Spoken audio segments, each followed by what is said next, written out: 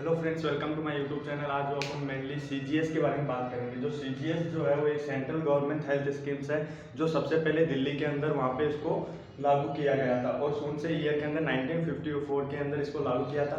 कि मतलब कि दिल्ली के अंदर जो सेंट्रल गवर्नमेंट एम्प्लॉयज़ जो होते थे उनको वहाँ पे हेल्थ से रिलेटेड जो भी उनको प्रॉब्लम होती थी उसके अंदर उनको केयर प्रोवाइड की जाती थी, उनको हॉस्पिटलाइजेशन या फिर उनकी बात करें कि उनके अंदर जो भी उनके बॉडी से रिलेटेड उनके पैथोलॉजिकल चेंजेस या उनके जो भी इन्वेस्टिगेशन करवाते थे वो एक फ्री ऑफ कॉस्ट के अंदर वहाँ पे उनको देखने को मिलता था। फिर बात करें कि जो सीजीएस जो है ये सबसे पहले दिल्ली के अंदर वहाँ पे लागू हुआ था और दिल्ली के बाद में ये जैसे जैसे आगे बढ़ा तो इसको सिटीज़ के अंदर भी वहाँ पे अप्लाई किया गया था।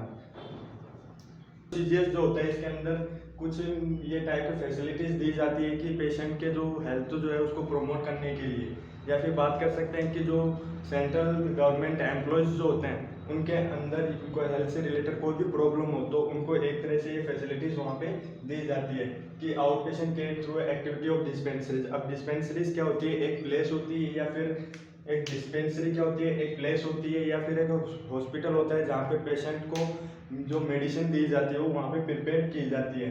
फिर आता है लेबोरेटरी इन्वेस्टिगेशन या फिर एक्सरे इन्वेस्टिगेशन।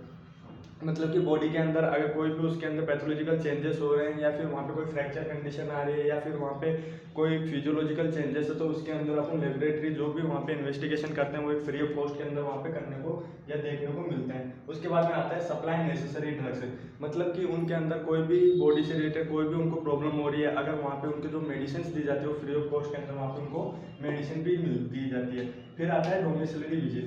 मतलब कि अगर इंडिविजुअल पर्सन कैपेबल नहीं है कि हॉस्पिटल तक वहाँ पे पहुँच सके तो उसके अंदर क्या करता है, जो भी एक स्टाफ होता है या फिर जो भी हेल्थ केयर वर्कर होते हैं वो एक उसके घर पे जाके उसको एक हेल्थ केयर प्रोवाइड करवाते हैं। उसके बाद में आता है हॉस्पिटलाइजेशन फैसिलिटी। अगर पेशेंट की ज़्यादा ही केयर ज़्यादा ही वहाँ पे प्रॉब्लम है, अगर वो पेशेंट जो होते हैं उनके अंदर इमोबिलिटी सिचुएशन आ जाती है या फिर उसके अंदर इमरजेंसी सिचुएशन आ जाती है तो उसके अंदर उसको hospitalisation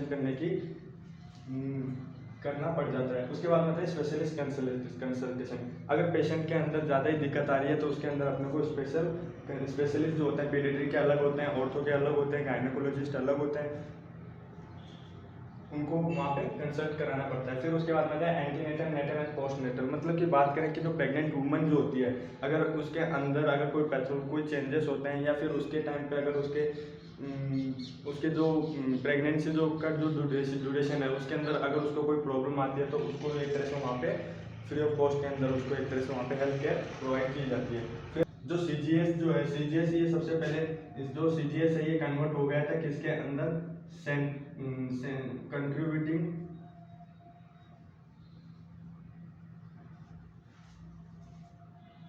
very contributory health services scheme.